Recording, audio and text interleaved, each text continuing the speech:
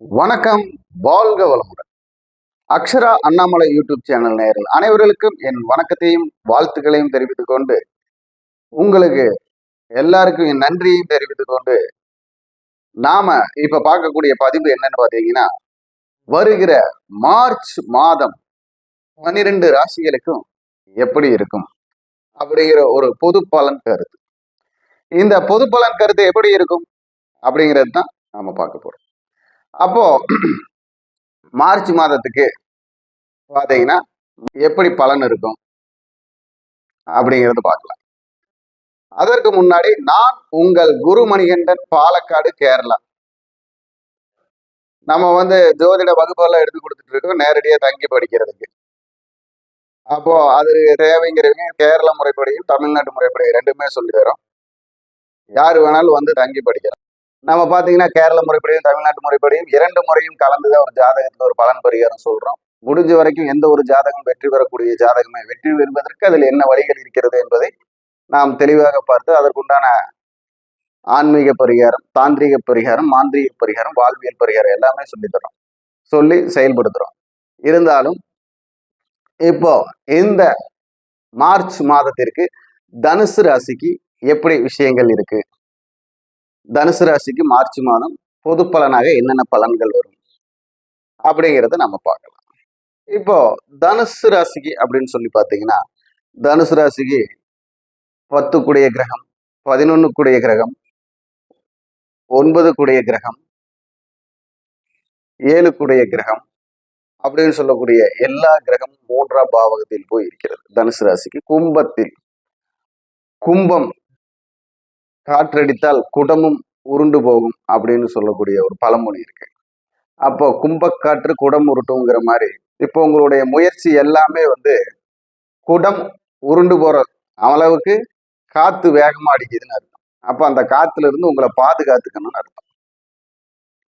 அப்போ மனசை அலைபாய விடக்கூடாது. மனசு அலைபாயுதல் உங்களுக்கு ஏதாவது ஒரு சிக்கலை ஏற்படுத்திவிடும். அதே மாதிரி அதிகப்படியான அகலக்கால் வைக்கக்கூடாது இந்த மாதம். கூடுதல் சிந்தனை குணத்திற்கு ஆபத்து அப்படின்னு சொல்லு. இப்போ இந்த தனுசு ராசிக்கு பார்த்தீங்கன்னா செய்யற வேலையே அதிக பாரமா இருக்கும். ஏன்னா இப்போ உங்களுக்கு பார்த்தீங்கன்னா நீங்க செய்யக்கூடிய இடத்துல உங்களுடைய வேலையை பங்கு போட்டுக்கிறதுக்கு ஆள் இருக்க மாட்டாங்க. நீங்க தான் அதை பங்கு போட்டு செய்யணும். இப்போ காலையில நீங்களே ஓவர் ஷிஃப்டா போட்டுக்கிட்டு, இப்போ ஒரு கம்பெனிக்கு வேலைக்கு போற மாதிரி தான் நீங்களே ஓவர் ஷிஃப்டா போட்டு காலையில இருந்து 9 மணி வரைக்கும், 9 மணி இருந்து ஒரு 12 மணி வரைக்கும் எக்ஸ்ட்ரா 3 மணி நேரம் வேலை பார்க்க வேண்டியதா இருக்கு. ஓவர்லோட். உங்களை பிரிச்சு கொடுக்கறதுக்கு ஆள் இருக்காது. அந்த மாதிரிதான் உங்களுக்கு எல்லா செயல்பாடும். உங்களை பிரித்து விடுவதற்கு, உங்களுக்கு ஓய்வு கொடுப்பதற்கு உங்களுக்கு ஒரு ஆள் இல்லை என்ற ஒரு ஏக்கம் இருக்கு. அதே மாதிரி குடும்பத்திலையும் அப்படித்தான். குடும்பத்திலையும் பார்த்தீங்கன்னா உங்களுக்கு அந்த ஒரு குடும்ப வாழ்க்கை அப்படிங்கிற ஒரு இல்லற வாழ்க்கை அப்படிங்கிறதும் நல்லற வாழ்க்கை அப்படிங்கிறது எல்லாம் இப்போ கொஞ்சம் பிரச்சனைகள் போகக்கூடிய சூழ்நிலையா இருக்கு. இல்லறமே பார்த்தீங்கன்னா இப்போ கிரகங்கள் எல்லாம் தைரிய வீரிய ஸ்தானத்துல பாவியும், அதாவது சாதகாதிபதியும் பாதகாதிபதியும் உட்கார்ந்துருக்கனால இல்லறத்தில் ஒரு பிரச்சனை வரக்கூடிய வாய்ப்பு இருக்கு. அதாவது தாம்பத்தியத்துல கணவன் மனைவிக்குள்ள ஒரு திருப்தி இல்லாம ஒரு பிரச்சனை இதெல்லாமே வரும். அதனால குடும்பத்துல ஏதாவது ஒரு வழக்கு பிரியக்கூடிய சூழ்நிலை, இல்ல மனைவி மாமனார் மாமியார் சரியில்லைன்னு சொல்லி ஏதாவது பிரச்சனை வழக்கு வரும். அதாவது வாக்குவாதம், கணவருக்கு உங்களுக்கும் கூட மனைவியுடைய செயல்பாடு சரியில்லைன்னு சொல்லி உங்களுக்குள்ள ஒரு கருத்து சிந்தனையை ஓட்டி அதனால ஏதாவது பிரச்சனைகளை ஏற்படுத்தக்கூடிய வாய்ப்பு. இந்த மாதிரி குடும்பத்தில் சலனங்கள் உண்டு பண்ணக்கூடிய சூழ்நிலை இப்போ இருக்கக்கூடிய கிரகங்கள் உங்களை பாதிக்குது. அப்போ அதுக்கு தகுந்த மாதிரி நம்ம நாக்கையும் வாக்கையும் கவனிப்பா வச்சுக்கணும். அதிக வாக்கு, தேவையில்லாத வார்த்தைகளை வீசிடக்கூடாது. வார்த்தைகளை வீசி விட்டால் அது வாழ்க்கையை கெடுத்துவிடும். அப்போ அந்த விஷயத்தை நீங்க கவனமா கையாண்டீங்கன்னா சிறப்பா இருக்கும். இப்போ வருமானம் அப்படின்னு சொல்லக்கூடியது உங்களுக்கு வெறுமானம் இல்லை, ஆனால் வருமானம் குறைவு.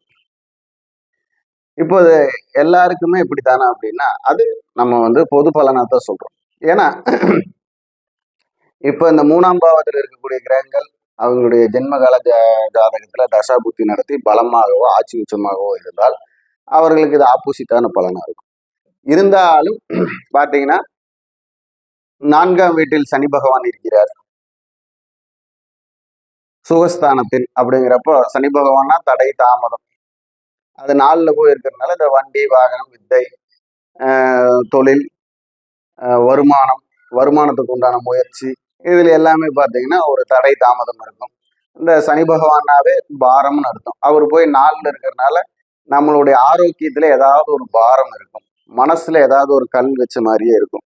ஏன் அப்படின்னா அடுத்தது இன்னும் உங்க செயல்பாட்டுல ஒரு நல்ல மாற்றம் வர்றதுக்காகத்தான் தனுசு ராசிக்கு. அப்போ அந்த மாற்றத்துல உங்களுக்கு ஒரு சீரும் சிறப்புமான அமைப்புல வரும். ஒருவர் கஷ்டப்படுகிறார் என்றால் கஷ்டப்பட்டு கொண்டே இருக்க மாட்டார், நன்மையை அனுபவிப்பார்.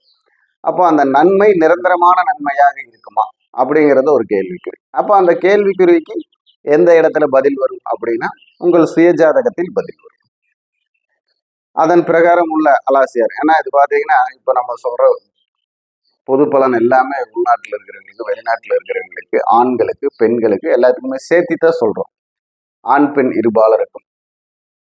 அப்போ குழந்தைகள் அப்படிங்கிறப்ப குழந்தைகள்னால ஏதாவது மருத்துவ செலவு வரும், கொஞ்சம் ஜாக்கிரதையா இருக்கு. குழந்தைகள் இருந்தாலே செலவு வரும், நம்ம கொஞ்சம் கவனமா இருக்கணும்.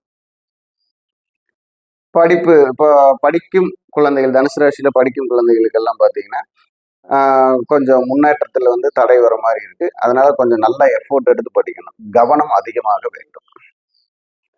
கவர்மெண்ட் எக்ஸாம் எழுத போறவங்களுக்கு நல்ல கவனம் வேணும், இல்லைன்னா ஏதாவது ஒரு பிரச்சனையை சந்திப்பார்கள். அப்போ ஏன்னா வித்தை வித்யா இது எல்லாமே வந்து 4ஆம் பாவம்னு சொல்லுவோம். அப்போ அந்த வித்யா அப்படிங்கிறது வந்து நமக்கு சிறப்பா வரணும்னா அப்போ அந்த 4ஆம் பாவாதிபதி நமக்கு சிறப்பா இருக்கும். 4ஆம் பாவாதிபதி பார்த்தீங்கன்னா இப்போ உங்களுக்கு தனுசு ராசிக்கு அதிபதி 7லே போயிருந்து தனுசு ராசியை பார்க்கிறார். ஆனா பாதக வீட்டிலிருந்து பார்ப்பதால் சாதகமான காரியங்கள் நமக்கு குறைவாகவே நடக்கும். குரு பார்வை குற்றத்தை குறைக்கும், ஏற்றத்தை தடுக்கும். அப்போ நாம தான் வந்து கவனமாக இருந்து செயல்படணும். இந்த கவனம் நம்மை காப்பாற்றும் அப்படிங்களா. அப்போ 7ஆம் இடத்துல பாதக வீட்டுல குரு பகவான் இருக்கார் மார்ச் மாசத்துல. அந்த 7 கூடயும் போயிட்டு குருவோட பார்வையிலே இருக்கார் புதன் பகவான். அப்ப பாதகாதிபதியே குரு பார்க்கிறார்.